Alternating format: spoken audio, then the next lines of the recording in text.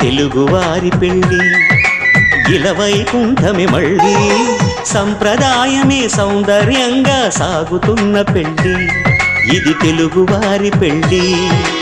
ఒకరికి ఒకరని అనుకుంటే అదే నిశ్చితార్థం ఆ నిర్ణయానికి తలవంచడమే పెళ్లి అంతరార్థం శతమానం భవతి అంటుంది శ్రావణ మాసం శ్రావణ మాసం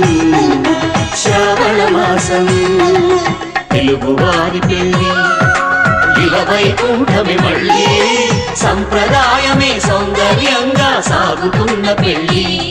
ఇది తెలుగువారి పెళ్ళి